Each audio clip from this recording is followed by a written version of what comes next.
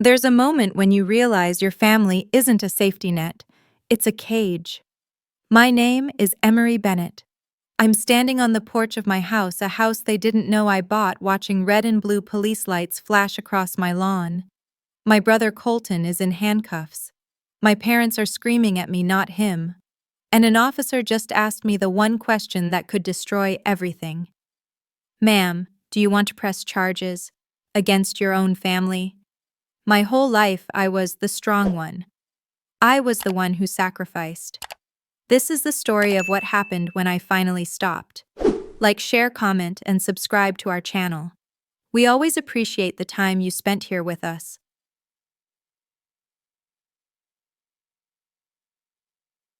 I'm standing on the porch of my little starter house, watching the flashing police lights paint the siding red and blue over and over. My brother Colton is sitting on my curb, his wrists in handcuffs. My parents, Ruth and Gary, are on the lawn screaming at me. Their faces are twisted and ugly in the strobe light glow. A police officer, his face tired, just turned to me and asked the question that sucked all the air out of my lungs. Ma'am, do you want to press charges against your own family? To understand how we got here, how I ended up with the power to either save or ruin my entire family with a single word, you have to know how my family really works. We grew up in a small, flat, Midwestern town where everyone's lawn was neat. We were a modest neighborhood, the kind of place that values church on Sundays and Friday night football above all else. We take care of our own, was the town motto, the thing people said at potlucks and bake sales. My parents lived by that code, but they twisted it. In our house, family comes first really meant Colton comes first. He was my older brother, the golden boy. 12 years old to my 10, all charm and reckless energy, the kind of kid who could talk his way out of anything. I was the opposite, quiet, observant, the responsible one. I liked books and animals, and I was already tired. My parents, Ruth and Gary, were working class and exhausted, and they funneled what little energy they had directly into Colton. I learned this lesson early, ambushed in my own kitchen. I was 10, drying a plate, when Colton came barreling through the kitchen, wrestling with some imaginary linebacker. He knocked a heavy casserole dish right out of my mother's hands. It shattered across the tile. Before the pieces even stopped spinning, my mother Ruth was blaming me. Emery, why weren't you paying attention? You know he gets excited. As she said it, she was already pulling Colton into a hug, stroking his hair, comforting him as if he were the one who'd been startled. He hadn't even broken stride. I was the one who was handed the dustpan and brushed, my hands shaking, while Colton was sat at the table with a mug of hot cocoa to calm his nerves. It was always like that. When report cards came out, Colton's straight C's would earn him a trip to Dairy Queen. School is just too much pressure for him, Mom would say, ruffling his hair. He's trying so hard.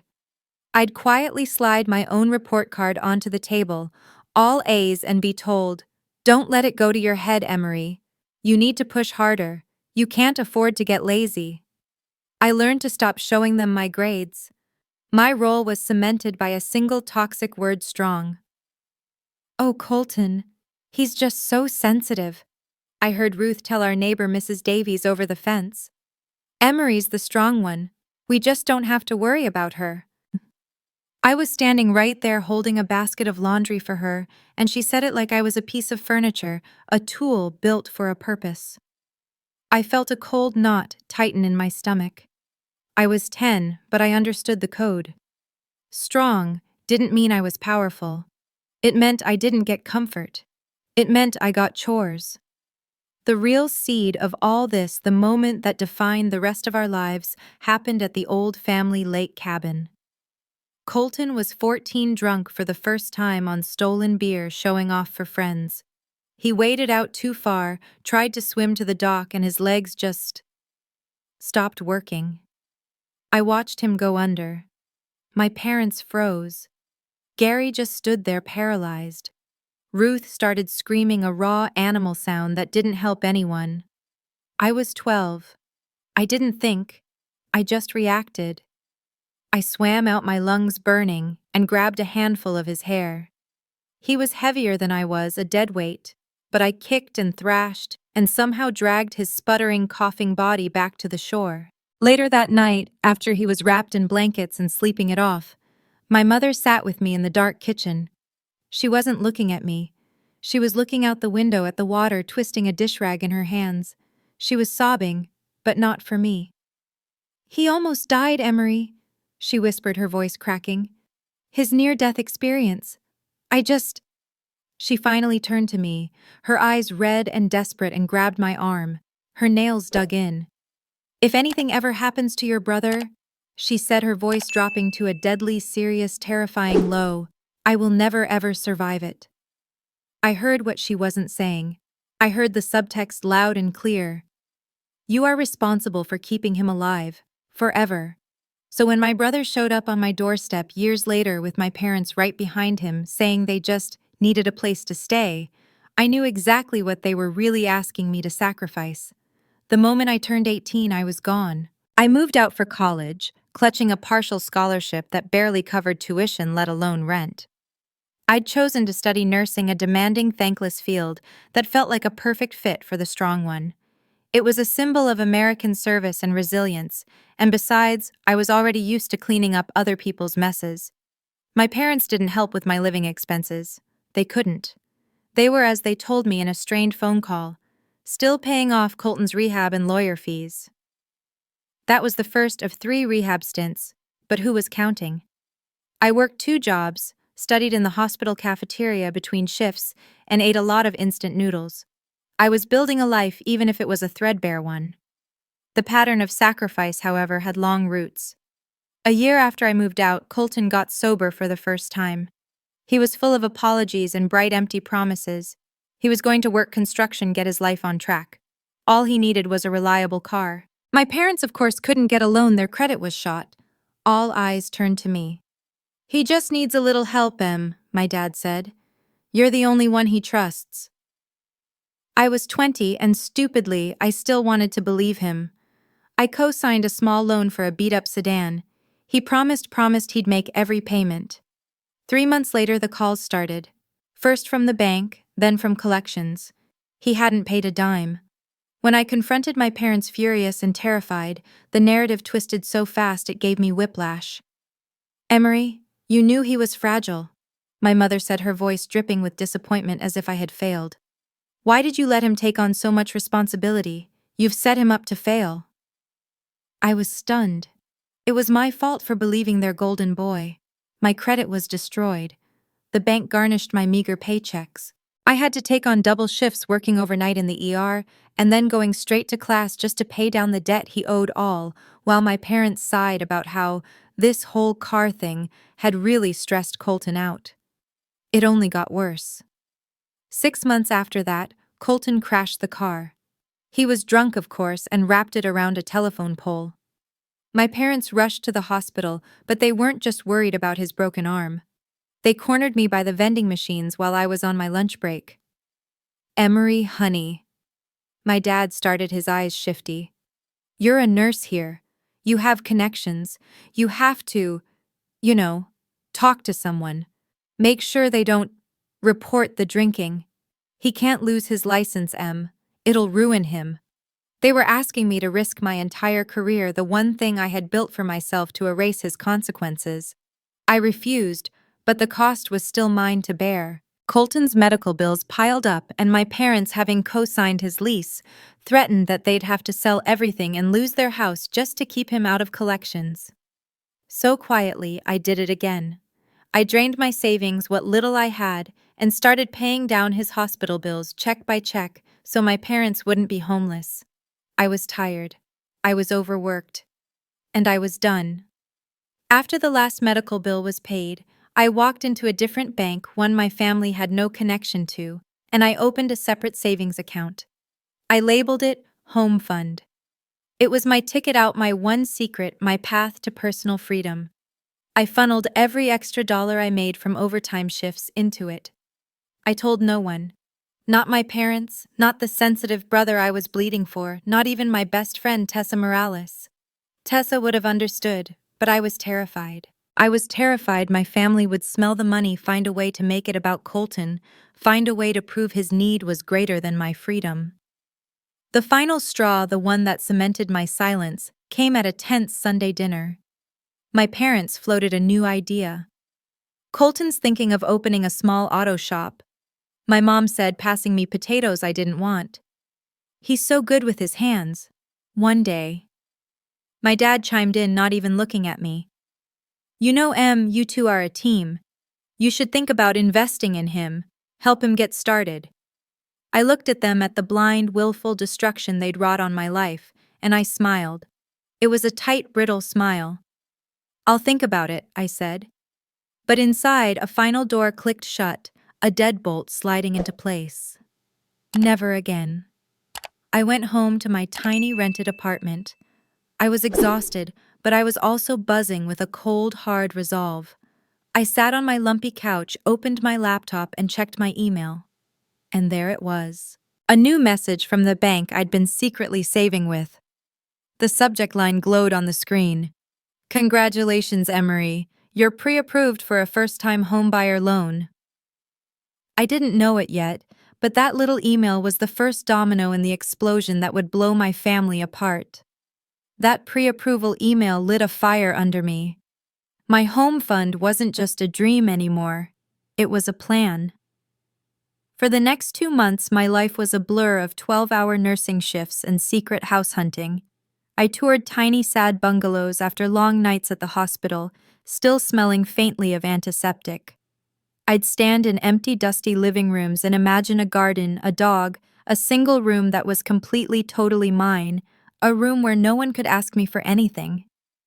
I was looking for more than just walls and a roof. I was looking for a fortress. I finally found it, a small, slightly run-down house on a quiet street near a good hospital. It wasn't fancy, but the foundation was solid and the windows were new. It was a symbol of personal freedom, and it was all I wanted. Closing day was a quiet affair. I signed the mountain of paperwork, my hands steady, and the realtor gave me the keys. I drove to the house, unlocked the front door, and walked inside. The rooms were empty and echoing. I sat down on the bare living room floor, my back against the wall, and I just cried. It wasn't all happy tears. It was relief, it was pride, but it was also a deep, shuddering grief for everything I had sacrificed to get there, for the years and the money and the credit I had burned to keep my family afloat. Keeping it a secret was my top priority. I didn't put the new address in the family group chat. When my mother called to ask where I'd moved, I was vague. Just a little closer to work, Mom. The commute was killing me.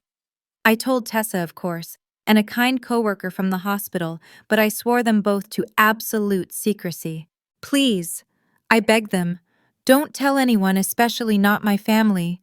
Don't even mention I bought a place. Just say I moved. This has to be mine, just mine. I wanted, for the first time in my life, a space they couldn't control. And for one glorious month it was. I spent my days off painting the walls a calm pale green. I scoured thrift stores for furniture that I liked. I adopted a scruffy-looking rescue dog, a terrier mix I named Buster, who followed me from room to room. It was peaceful. It was quiet. It was home. Then I came home from a double shift, exhausted and dreaming of a hot shower. I turned onto my street, and my heart seized. There was a moving truck in my driveway. My parents' beat-up SUV was parked on the lawn, and sitting on my brand-new porch steps, smoking a cigarette like he owned the place, was Colton. I stumbled out of my car, my keys digging into my palm. What? What is this? I managed. Colton just flicked his cigarette into my new flower bed. Before he could answer, the front door opened and my mother bustled out, wiping her hands on an apron. Emery, you're home. We were wondering when you'd show up. I pushed past her into my own living room. It was full of boxes I didn't recognize. My parents were opening my kitchen cabinets, talking about where Colton's things will go. We were so excited you finally got a house big enough for family, Ruth said, her voice bright and false. Colton just needs to crash here for a little while. His roommate kicked him out. They threatened to call the cops over some stupid misunderstanding. Can you believe it? I didn't invite him to live here, I said, my voice dangerously quiet. You don't even know my address. How did you get in? My father Gary just held up a key. My key. You left the spare under the meter M, he said like it was the most obvious thing in the world. We're your parents. We had to help your brother. Colton, who had followed me inside, immediately slumped into the victim role he played so well. I'm trying, Em. You know I've been struggling. I just need a soft place to land. You're the only one who hasn't given up on me. My parents nodded, their faces settling into familiar lines of guilt and pressure. This is what family does, Emery. My mother said, her tone hardening. You're the strong one. You don't need much. He does. I was cornered. I was outnumbered. I was so tired. All my defenses, all my planning, all my secret keeping, and they'd undone it in an afternoon. I looked at the boxes, at their expectant faces, and I wavered. Just for a couple weeks, I whispered. Just until he gets on his feet. It was a fatal mistake. My parents immediately relaxed, their faces brightening, as if I'd just handed them a gift. They acted like it was permanent, like I'd agreed to everything. That night, I lay awake in my own bed, in my own house, and listened. Colton was in my living room, my sanctuary, with friends he'd already invited over. I could hear the music thumping through the walls, the sharp clinking of beer cans, and their loud, raucous laughter. I closed my eyes, the tears burning hot behind them. That night, I realized I hadn't just bought a house. I'd bought myself a brand new prison. The couple of weeks my family had invaded my home turned into a suffocating, indefinite sentence. The daily erosion of my life was immediate and total. My living room, the one I had so carefully painted and furnished, became Colton's personal lounge. He was always there, sprawled on my couch, watching my TV, leaving a trail of empty beer cans, fast food wrappers, and mud from his work boots everywhere. He forgot to pay rent, forgot to buy groceries, and forgot that he was a guest. He acted like a co-owner. Worse than Colton, however, were my parents. They didn't move in, but they might as well have. They dropped by constantly, using the key I'd never given them, always just to check on Colton. Their visits were a relentless barrage of criticism. Emery, this green you painted is a little sickly, don't you think? My mother would say, running a finger over my windowsill. Or, I hope you're cooking better than this for your brother. My dad would comment, peering into a pot of pasta. They criticized my schedule, my decor, my cooking, all under the guise of helping Colton get settled. The financial bleed started about 3 weeks in. I came home from a shift and found a pile of mail on the kitchen counter, which was already a violation. They knew I kept my mail in my office. In the stack of junk and bills, I saw a letter from a credit card company I had never ever used. My name was on the front, but the clear plastic window showed a card inside. I ripped it open, my hands starting to shake. It was a brand new high-limit credit card. And when I looked at the enclosed welcome letter, I saw the authorized user, Colton Bennett. I saw red. I stormed down the hall to the my spare bedroom, and threw the door open without knocking. He was naturally playing video games. What is this? I hissed, shaking the letter in my hand. He barely glanced up. Oh, that. Relax, Em. I'll pay it off. I just needed a card to float me until my construction checks start rolling in. They always hold the first one. I confronted my parents that night, my voice trembling with rage. He committed fraud, Mom. He used my name and my address. My mother Ruth just sighed like I was a hysterical child. Emery, you're being so dramatic. He just needed a little help. It's not a big deal. It's all in the family. You're acting like a stranger. My father backed her up, his arms crossed. You're the one who's good with money, Em. You'll figure it out. Don't you dare threaten your brother with lawyers or police over this. That's cruel. But the credit card wasn't the worst of it. It wasn't even close. The next morning, I took the day off work, an unpaid day I couldn't afford, and went straight to the bank that had issued the card. I sat down with a bank officer, a kind-looking woman named Mrs. Peters, and explained that the card was fraudulent. I need to freeze this account immediately, I said, and file a report. She typed my name and social security number into her system, her brow furrowing. "Well, Miss Bennett, I can certainly freeze the new credit card," she said, slowly turning the monitor to face me.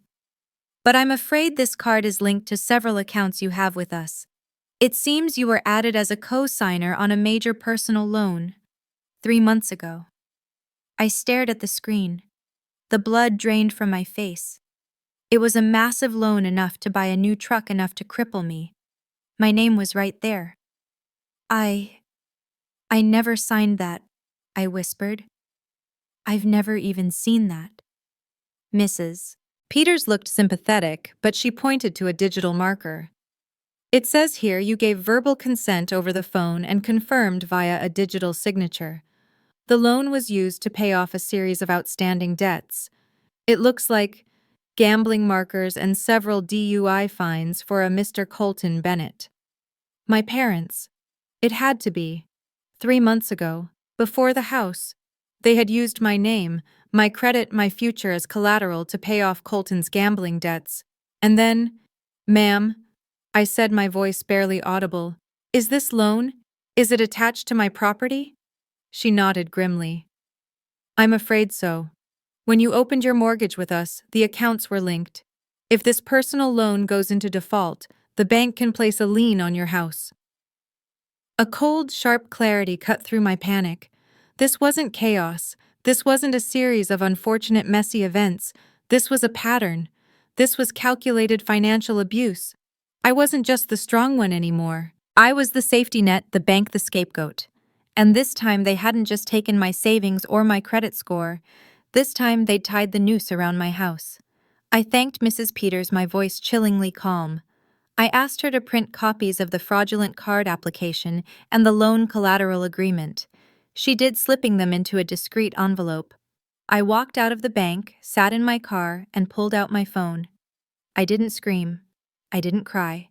I methodically, calmly snapped a clear photo of every single page. I emailed them to my personal email, and then I uploaded them to a brand new password-protected cloud drive.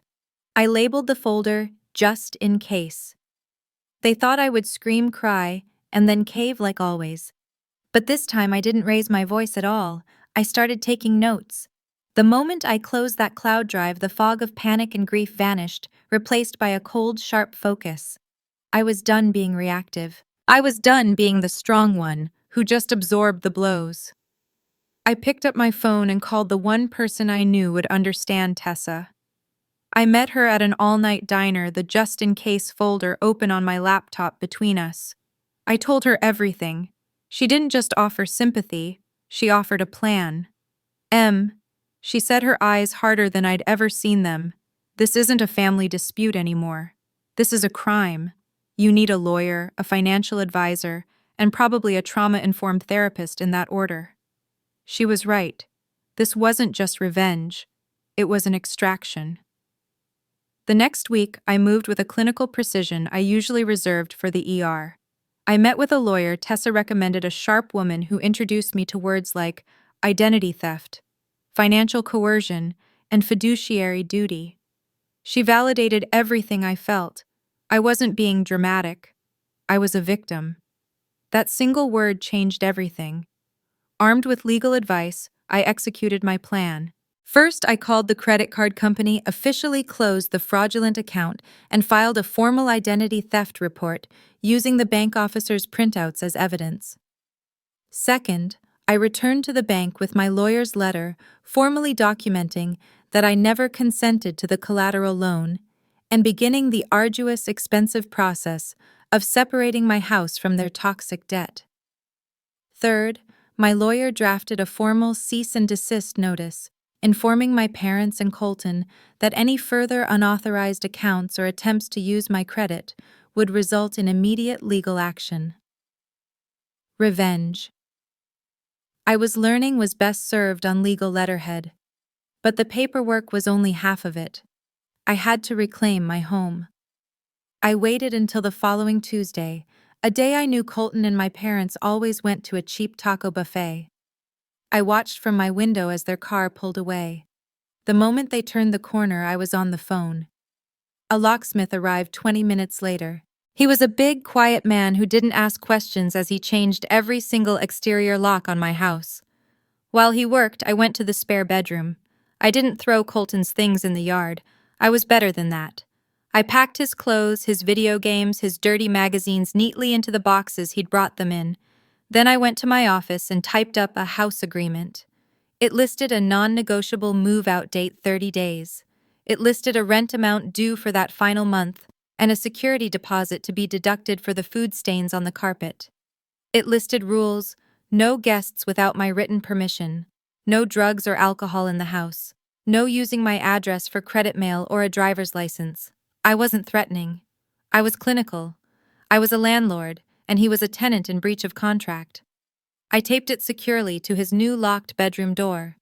The backlash came as I knew it would. I was in the kitchen making tea when I heard them on the porch, their keys scraping uselessly in the new locks. Then came the pounding. Then the yelling. I let them yell. Finally, I walked to the door, put the chain on, and cracked it open just enough to see my mother's furious, reddened face. "What is the meaning of this?" she shrieked. I passed 3 new keys, one for each of them, through the crack.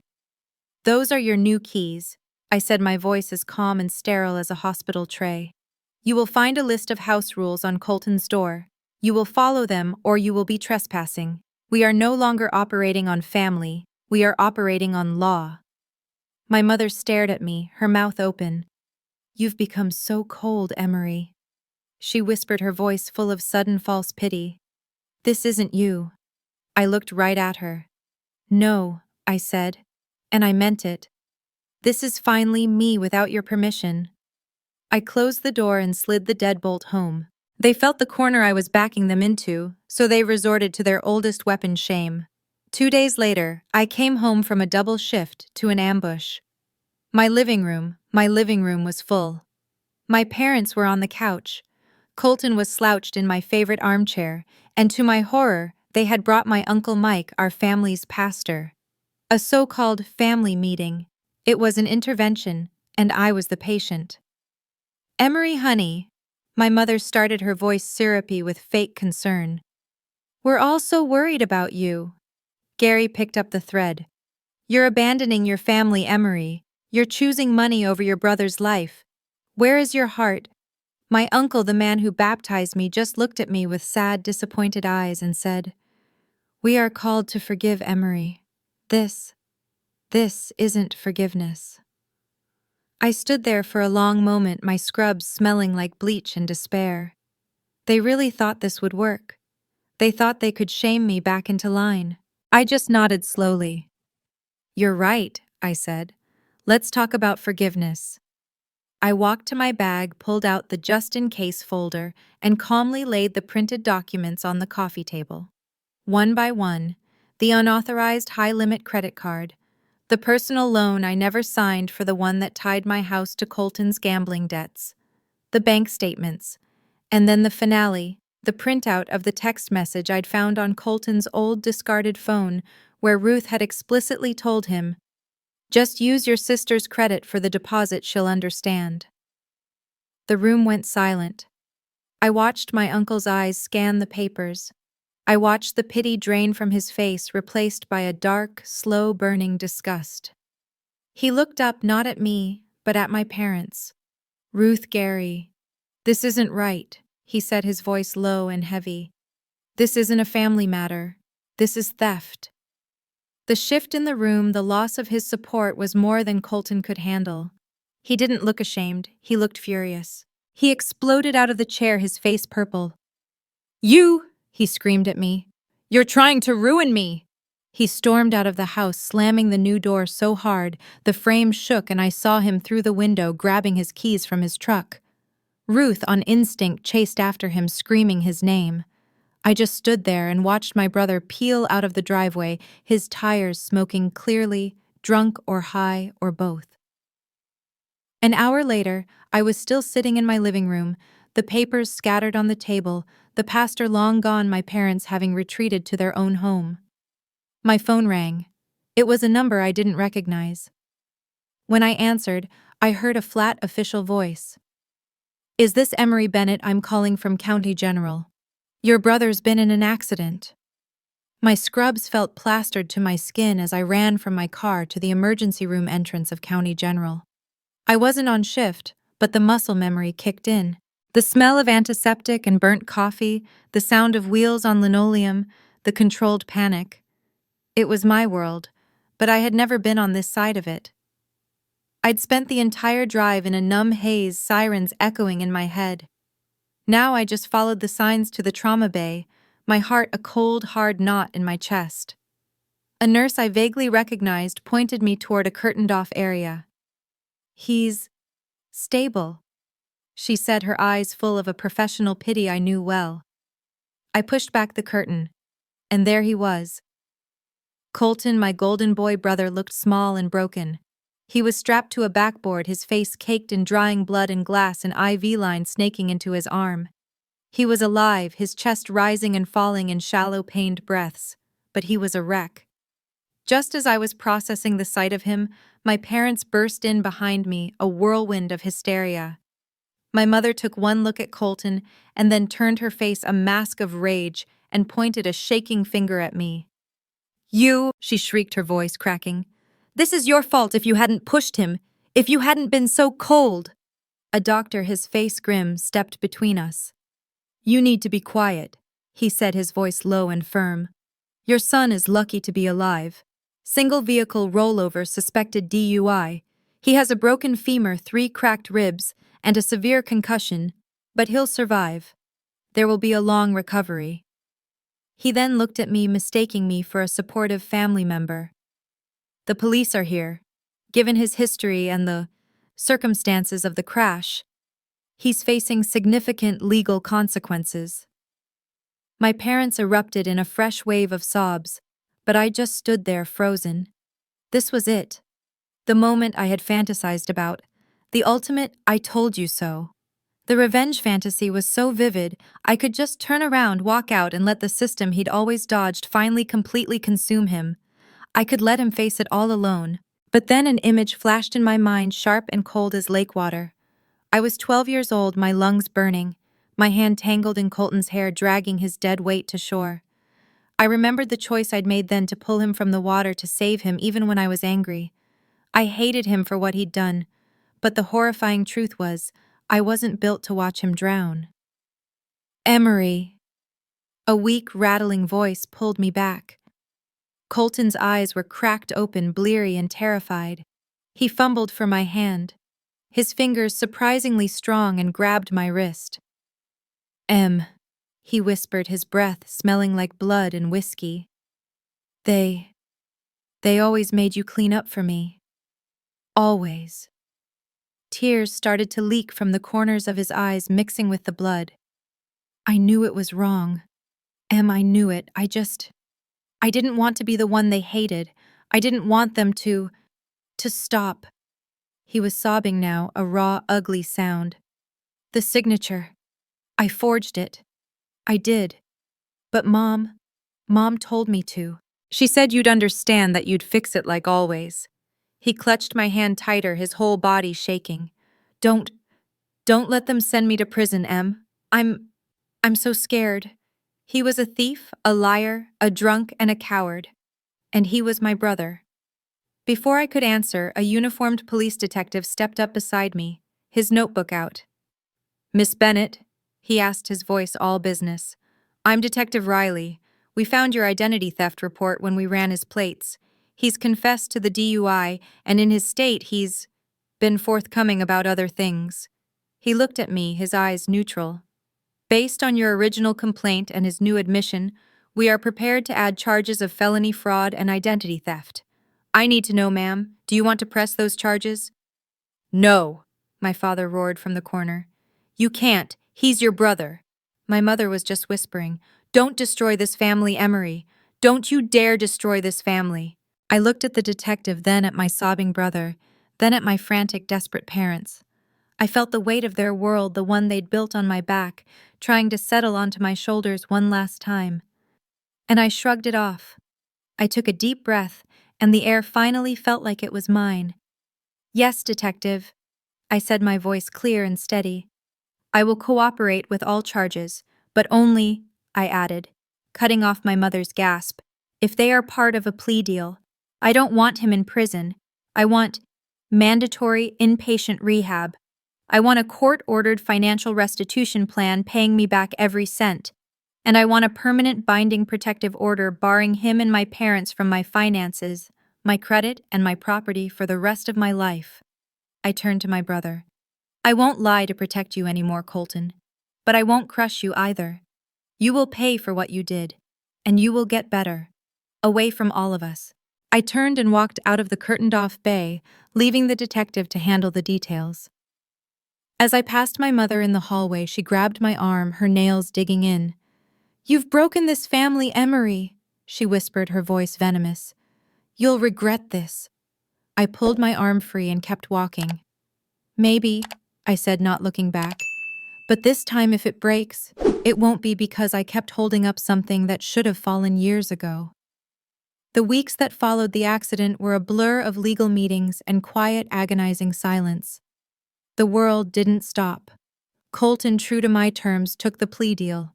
The DUI combined with the fraud charges was enough to have him locked away, but my intervention had pivoted his sentence. He was court-ordered into a 6-month inpatient rehab facility to be followed by 3 years of probation and a strict court-monitored restitution plan. He didn't come to my house with my parents. He wasn't rescued and coddled. He was transferred from the hospital directly to the facility. For the first time in his life, Colton wasn't being saved into comfort. He was being forced into accountability. The consequences for my parents were just as profound. My mother, Ruth, was furious. The moment the plea was finalized, she stopped speaking to me. I was dead to her. She launched a vicious whisper campaign among our extended family, telling anyone who would listen that I had chosen the system over my own brother, that I had abandoned my family, that I had broken her son and her heart. My father, Gary, was a different story. He didn't yell, he just collapsed. With Colton's endless drain on their finances finally plugged, Gary was forced to face the reality of the wasteland they'd created. They had refinanced their home twice. They were drowning in debt. And as I learned from a stray comment from my aunt, they had sold the old family lake cabin months ago, my grandfather's legacy, to pay off the last of Colton's gambling debts. At first, the family shunning was absolute. My phone, which once rang with my mother's constant demanding calls, was silent. I was the villain, the cold-hearted sister. But the truth I was learning has a way of seeping out, especially when money is involved. The details of the loan I never signed, the fraudulent credit card, the intervention turned ambush, they started to leak. Sympathy, a fickle thing, began to shift. It didn't come in a flood, but in quiet tributaries. My Aunt Carol, my dad's sister, called me one night. I heard what happened with your house, Emery," she said, her voice heavy. "I'm proud of you. Don't let them make you feel guilty for it." A coworker I'd confided in slipped a pamphlet on my desk, a resource for families of addicts, with a sticky note that just said, "You're not alone." I took that advice to heart. I cashed my first restitution check from Colton, a paltry sum, but it felt monumental, and used it to pay the copay for my first therapy session. I sat on a comfortable couch and told a kind-faced stranger my entire story. She gave my pain a name. She taught me words like codependency and emotional parentification, the idea that I had been forced to be the parent to my own parents, to be the strong one, so they could remain willfully blind. I started practicing the hardest word in the world, no. I said no to extra shifts I didn't want. I said no to guilt-tripping emails from distant cousins. I said no, and I survived the crushing wave of guilt that followed, emerging on the other side shaky but intact. I reclaimed my house room by room. I patched the wall where Colton had thrown his phone. I had the carpets professionally cleaned. I repainted the spare bedroom, changing it from a prison cell back into an office. I planted a row of bright, defiant flowers out front, right where Colton used to flick his cigarettes. My house, my fortress, slowly began to feel like home again. Then one evening, about 4 months after the accident, my father showed up. Alone. He didn't use his key, he knocked. I opened the door and my breath caught. He looked old. The bluster was gone, replaced by a deep, weary sadness. He just stood on the porch, his hands in his pockets. Can I sit, Em? He asked. I nodded, but I didn't invite him in. I sat in my porch chair. He sat on the top step. We sat in silence for a long time, watching the sun go down. Finally, he spoke, his voice gravelly. We didn't protect you, he said, staring at his shoes. We didn't. We used you. It was easier to use you than to face him. It wasn't a full apology, not really, but it was the truest thing he'd ever said to me. He confessed that he missed the lake cabin more than anything. I sold it, Em, he whispered, and for the first time I saw tears in my father's eyes. I sold my father's legacy to keep paying for nothing. I lost it all. I wanted to comfort him. The old familiar urge rose in my throat to say, it's okay to absolve him. But I had learned. I took a breath. I know, Dad. I said, my voice calm but not cold. I'm not coming back into that. The old dynamic is gone. If we're going to have a relationship, it has to be this. It has to be equal. It has to be honest. He just nodded as if he'd expected it. Before he left, I handed him a piece of paper. It was a written list of my boundaries. No unscheduled visits. No sharing my financial information ever. No more guilt trips about Colton. No more family comes first. He took it from me, folded it without reading it, and put it in his pocket. It was a start. Several more months passed. The flowers I'd planted were in full bloom. I was sitting on my porch reading when the mail truck stopped. In the stack of bills, there was a single handwritten envelope. The return address was the rehab facility. It was from Colton. I tore it open, my heart pounding a strange, heavy rhythm. It was short, the handwriting shaky. He told me he was sober. He told me he was working the steps. He told me he was sorry, though he knew the word was meaningless.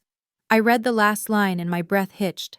When I'm out, I'd like to come see you, not to stay, just to talk. If you say no, I'll understand. I sat with the letter in my hand, the paper trembling, watching the sun set. He was offering me the one thing no one in my family ever had a choice.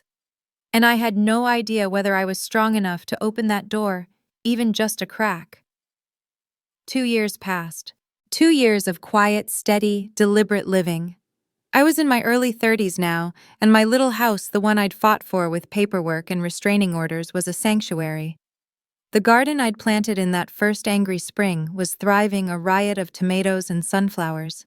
I'd even adopted a second rescue dog, a goofy golden retriever named Barley, who was a perfect chaos-loving brother to Buster. My life was no longer defined by my family's needs. It was defined by my own. I was even in a relationship, a steady, boring in the best way relationship, with a firefighter named Dylan. He was grounded, he was kind, and he never asked me to be strong. He just asked me how my day was, and then he actually listened to the answer. He was the kind of emotionally safe person I never would have known how to choose before. Our family ties, the ones I had set on fire, were still there, but they had been forged into something new, something that could bear weight. Colton had finished his rehab program. He'd been sober for nearly 2 years. He worked at a community auto garage, the kind that trains at-risk youth, and he was good at it. He was contributing, not just consuming. Every 2 weeks, like clockwork, a small check would appear in my bank account, his court-ordered restitution. It was barely enough to cover a grocery bill, but it wasn't about the money.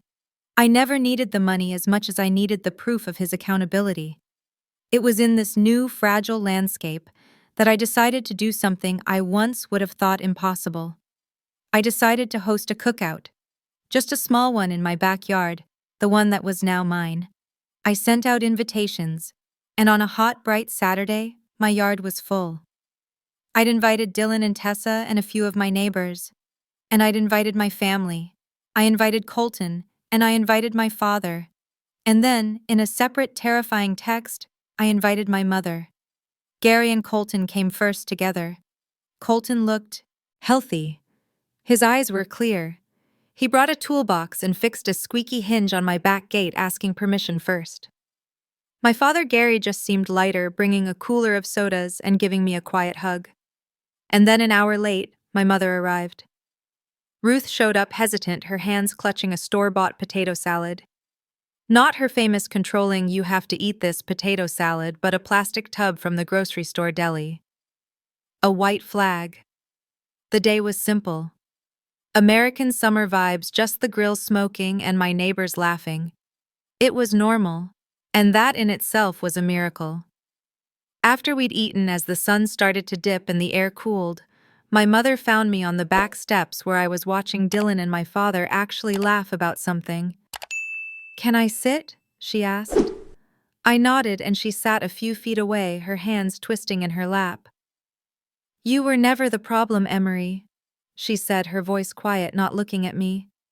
I was. I lived in so much terror. Every day I woke up terrified that this would be the day I'd lose Colton, that he'd die. And to stop that from happening, to avoid that terror, I sacrificed you. She finally turned and her eyes were full of a deep, ancient shame. He was fragile and you were. You. And I used it. I'm so sorry, Emery. I'm so sorry that I only ever called you strong when it meant I could ignore your pain. The old me, the child, me wanted to burst into tears and fall into her arms to say, "It's okay, Mom, I forgive you, we're fixed." But I wasn't that person anymore. I took a breath. I looked at the store-bought potato salad. "Thank you for saying that, Mom," I said, my voice steady. I appreciate that, but it did happen. You did use me. You and Dad and Colton. You almost cost me this house. You almost cost me everything." I saw her flinch, but she nodded. "I know," she whispered. "I know. I'm in therapy, like you said." I nodded back. "I know, and I'm willing to keep building, slowly." It wasn't forgiveness, not yet, but it was a bridge. Later, as people were starting to leave, Colton found me by the grill. He looked awkward, his hands shoved in his pockets. "Hey," he said, This was nice." "I'm glad you came, Colton." He scuffed his boot on the grass. I remember, he said, his voice thick. "I remember every single time you saved me. The lake, the DUIs, all of it. And I knew you'd do it. I weaponized it. I knew I was fragile, and I knew it got me what I wanted. It was just easier than being better." He looked up, and his eyes were his own. "I just want you to know," he said, "I will never ever set foot in this house again, unless you invite me. I will never ask you for $1. That's my amends to you. Restraint and respect." I just nodded, my throat tight. "I see that, Colton. Thank you." After the last guest had trickled out, I walked back inside my house alone for a moment. It was quiet, but it was a warm quiet full of the echo of laughter from the yard, my friends, my neighbors, my new redefined family. I walked to my front door and my hand rested on the doorframe right where the deadbolt was. I touched the smooth painted wood and I thought of the locksmith, of the rage and fear I'd felt. And I realized with a sudden sharp clarity that I didn't feel threatened here anymore. I've learned that forgiveness isn't a switch you flip. It's a practice. It's a daily, grinding, imperfect choice. I haven't forgotten what they did, how they sacrificed me over and over. But I also can't ignore how they show up now, with therapy, with boundaries, with shared responsibility, with store-bought potato salad. Night fell. The last guest to leave was Colton. He lingered at the front gate for a second, then looked back at me on the porch. "Thanks for inviting me, Em," he said, his voice carrying in the quiet air. "I know you didn't have to." "Good night, Colton," I called back. I watched him walk to his car, get in and drive away safely. I went inside and locked the front door. Not out of fear, but out of habit. For the first time in my life, my home was locked. My heart was open, and my family was something I chose, one boundary, one conversation, one imperfect, honest day at a time. And so Emery's new life began not with a bang, but with the quiet turning of a key in a lock she finally controlled. What did you think of Emery's decision to finally set boundaries? We're fascinated by your thoughts and read every single comment. Let us know what you would have done in her place and be sure to subscribe for more. Thank you for listening. This has been a story from Radiance. We'll see you next time.